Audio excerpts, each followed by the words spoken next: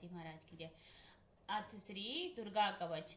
एक समय महर्षि मार्कंडेय जी ने श्री ब्रह्मा जी से पूछा, पितामह, सकल ब्रह्मांड में परम गोपनीय और सर्व प्रकार संसारी जीवों की रक्षा करने वाला, जो आज तक किसी दूसरे के आगे प्रकट नहीं किया हो, सो सरल उपाय मुझे बताइए। ब्रह्मा जी बोले, हे महात्मन, ऐसा सरल तथा सूक्ष्म उपाय तो केवल एक देवी कवच ही है, जो सरल साधारण विधि पूर्वक करने से आत्मशक्ति तथा शांति प्रदान करता है। सो हे महर्षि, तुम्हारे स्नेहवश कहता हूँ, सो ध्यान लगाकर सुनिए। स्नेह ध्यान करने और मनन करने के लिए श्री दुर्गा जी की 9 मूर्तियां हैं, जिन्हें नवदुर्गा भी कहते हैं। सो उनके पृथक पृथक नाम इस प्रकार हैं। प्रथम शैलपुत्री, दूसरा ब्रह्मचारिणी, तीसरा चंद्रघंटा, चौथा कूष्मांडा, पांचवा स्कंद माता और छठा नाम कात्यायनी जग प्रसिद्ध है। सातवां माता कालरात्रि और आठवां महागौरी, नौवां श्री सिद्धिदात्री माता है। सो हे महात्मन, श्री दुर्गा जी के ये 9 नाम प्रसिद्ध श्री ब्रह्मा जी द्वारा कहे हुए हैं। जो अग्नि से जल रहा हो, या रणभूमि में शत्रुओं द्वारा घेर लिया गया हो, या भयानक संकटों में फंस गया हो, जो इस प्रकार भय से व्याकुल हो, सो माँ भगवती की शरण लेकर इस कवच के पाठ को करने से समस्त दुख भय से मुक्त हो जाता है। कवच पाठ करने वाले का भी अनिष्ट नहीं होता। युद्ध काल में भी कवच पाठ करने वाले पर कोई आपत्ति नहीं आती तथा उसे कोई शोक, भय या दुख नहीं होता। जिन्होंने श्रद्धा भक्ति पूर्वक श्री महादुर्गा जी का मनन किया है, उन्होंने हर प्रकार से उन्नति और सुख संपत्ति प्राप्त की है। ये भगवती जगदम्बा अपने उपासकों तथा स्मरण करने वालों की हर प्रकार से रक्षा करती है, इसमें किसी प्रकार का संशय नहीं है। ब्रह्मा जी बोले, हे महामुनि, अब हम नवदुर्गा के स्वरूप का वर्णन करते हैं। चामुंडा देवी जो प्रेत पर चढ़ी है, बाराही का वाहन भैंसा है, ऐन्द्री हाथी पर सवार है और श्री वैष्णवी गरुड़ की पीठ पर विराजमान है। महेश्वरी वृषभ पर और कौमारी मोर पर सुशोभित हैं। श्री महालक्ष्मी जी कमल पर विराजमान हैं और अपने कर कमलों में कमल ग्रहण किए हुए हैं। वृषभ पर बैठी ईश्वरी देवी का श्वेत वर्ण है। ब्राह्मणी देवी सब प्रकार के आभूषणों से सुसज्जित हंस पर सवार हैं। इस प्रकार ये सभी माताएं अनेक प्रकार के योगों से युक्त तथा आभूषणों से सुसज्जित और अनेक प्रकार के रत्न जड़ित आभूषणों से सुशोभित हैं। ये सब देवियां क्रोध में भरी हुई अपने अपने वाहनों पर विराज रही हैं और ये सब देवियां शंख, चक्र, गदा, शक्ति, हल, मूसल, खेटक, तोमर, परशु और पास, कुंत व त्रिशूल तथा उत्तम सारंग धनुष आदि अस्त्र शस्त्र अपने अपने कर कमलों में धारण किए हुए हैं। दैत्यों का विनाश करके आपने भक्तों को अभय दान देने को ही इन सब अस्त्र शस्त्रों को धारण किया हुआ है और देवताओं का कल्याण करने हेतु ही दिव्य रूप धारण किए हैं। इन सब देवियों का रूप महारौद्र है। ये महाघोर पराक्रम तथा महान बल वाली देवियां हैं।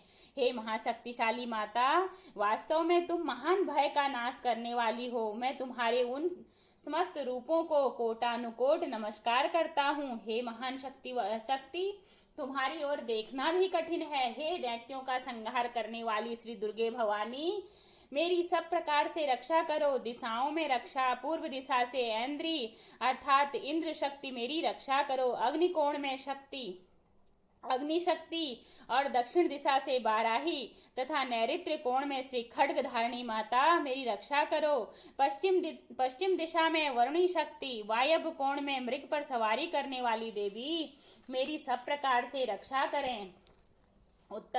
उत्तर दिशा में कौमारी तथा ईशान कोण में त्रिशूल धारणी शूल धारण करने वाली महामाया रक्षा करें। ब्राह्मणी मेरे ऊपर की ओर से, वैष्णवी देवी मेरे नीचे की ओर से सर्व प्रकार से रक्षा करें। इसी प्रकार मुर्दे पर सवारी करने वाली चामुंडा देवी 10 दिशाओं में मेरी हर प्रकार से रक्षा करें। अजिता बाईं ओर से और अपराजिता मेरी दाहिनी ओर से रक्षा करे।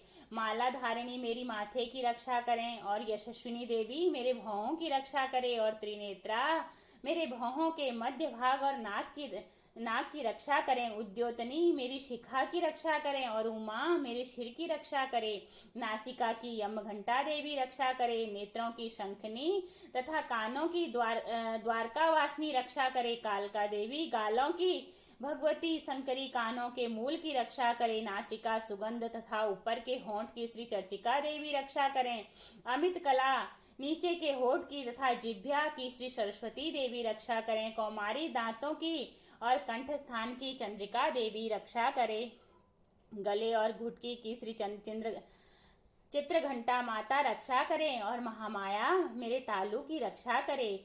मेरी ठोड़ी की कामाक्षी और श्री सर्वमंगला माता मेरी वाणी की रक्षा करे। श्री भद्रकाली मेरे गर्दन की रक्षा करे और धनुर्धारी मेरुदंड की रक्षा करें। कंठ के बाहरी भाग की श्री नालग्रीवा माता तथा कंठ की नाली की माता नलकुबरी रक्षा करे। दोनों कंधों की और मेरे दोनों भुजाओं की वज्रधारणी रक्षा करे। श्री दंडनी दोनों हाथों की और मेरी उंगलियों की महारानी अंबिका रक्षा करें। नखों की शूलेश्वरी और कूलेश्वरी मेरे कूप की रक्षा करें। दोनों स्तनों की महादेवी तथा शोक विनाशिनी देवी मेरे मन की रक्षा करें। हृदय की ललिता देवी और शूल धारिणी उदर की रक्षा करे। कामनी देवी मेरे नाभि की और गुहा भाग की गुहेश्वरी माता रक्षा करे। पूतना व कामनी लिंग की और महिषवाहिनी मेरी गुदा की रक्षा करे। भगवती कमर की तथा घुटनों की श्री विंध्यवासिनी माता रक्षा करे। सर्व सिद्धि और संपूर्ण कामनाओं को पूर्ण करने वाली श्री महाबाला देवी मेरी दोनों जंघाओं की रक्षा करे। दोनों एड़ियों की रक्षा नारसिंगी करे। देवी तेजस्वी मेरे दोनों पैरों के ऊपरी भाग की रक्षा करे। श्री जी पैरों के अंगुलियों और तलवासिनी दोनों पैरों की तलवों की रक्षा करे। नखों की रक्षा दृष्टा कराली तथा ऊर्ध्वकेशनी देवी मेरे बालों की रक्षा करे। श्री कोवेरी माता मेरी रोमावली के छिद्रों की तथा बागीश्वरी मेरी त्वचा की रक्षा करे। श्री पार्वती देवी रक्त मज्जा वसा मांस हड्डी और मैदे की रक्षा करे और महाकाल रात्रि आंतों की मुक्तेश्वरी पित्त की रक्षा करे और मूलाधार आदि पद्मन केशों की पद्मावती तथा चूड़ामणि कफ की रक्षा करें और ज्वालामुखी नखों के तेज की रक्षा करे। अविद्या देवी समस्त शरीर के जोड़ों की रक्षा करे। माता ब्राह्मी मेरे वीर की रक्षा करें। छत्रेश्वरी छाया की और धर्म धारणी माता मेरे अहंकार मन और बुद्धि की रक्षा करे। वज्रहस्ता मेरे प्राण अपान बयान उदान समान इन पांचों वायुओं की रक्षा करके मुझे दीर्घायु बना दे। रस रूप गंध शब्द और स्पर्श इन सब विषयों का अनुभव करते समय योगिनी देवी मेरी रक्षा करे और नारायणी देवी सत्वगुण रजोगुण और तमोगुण की रक्षा करे। वाराही माता आयु की तथा वैष्णवी देवी धर्म की रक्षा करे। चक्रिणी यश कीर्ति की लक्ष्मी धन और विद्या की रक्षा करे। इंद्राणी मेरे गोत्र की रक्षा करे। हे माँ चंद्र के तुम मेरे पशुओं की रक्षा करो। महालक्ष्मी मेरे संतान की रक्षा करो। भैरवी देवी मेरी पत्नी की रक्षा करो। मेरे मार्ग की सुपथा और दुर्गम मार्ग की रक्षा माता क्षेम करी करें। राज दरबार में महालक्ष्मी तथा सर्वत्र व्याप्त विजया देवी मेरी सर्व प्रकार से रक्षा करें। हे मातेश्वरी जी जो स्थान भूले से नहीं कहा गया हो अतः रक्षा से वंचित रह गया हो वह सब तुम्हारे द्वारा स्वरक्षित हो। हे मातेश्वरी क्योंकि तुम विजयशालिनी तथा पाप नाशिनी हो। मनुष्य को चाहिए कि बिना कवच के कहीं एक पग भी न जाए, इसी में भला है। इसलिए कवच का पाठ करके ही यात्रा करें। नित्य कवच पाठ के द्वारा ही मनुष्य सब ओर से सुरक्षित रहता है। जहाँ भी कहीं जाएगा उसे वहीं अन्न धन लाभ होगा और समस्त कामनाओं की सिद्धि वाली विजय की प्राप्ति होती है। वह जिस जिस वस्तुओं की इच्छा करता है वो अभिष्ट वस्तु उसे निश्चय ही प्राप्त हो जाती है और वह मनुष्य इस भूलोक में अतुल्य परम ऐश्वर्य को प्राप्त करता है। इस कवच के द्वारा जो पुरुष सुरक्षित होता है वह हर प्रकार से निर्भय हो जाता है। उसे कोई संग्राम में पराजित नहीं कर सकता और वो तीनों लोकों में पूजनीय हो जाता है। श्री महादुर्गे जी का यह कवच कवच देवताओं को भी दुर्लभ होता है। जो प्राणी प्रतिदिन विधि विधान से यत्न पूर्वक प्रातः काल, दोपहर तथा सायंकाल को श्रद्धा के साथ कवच का पाठ करता है, उसे देवी शक्ति और देवी संपत्ति प्राप्त होती है तथा वह पुरुष कहीं भी पराजित नहीं होता।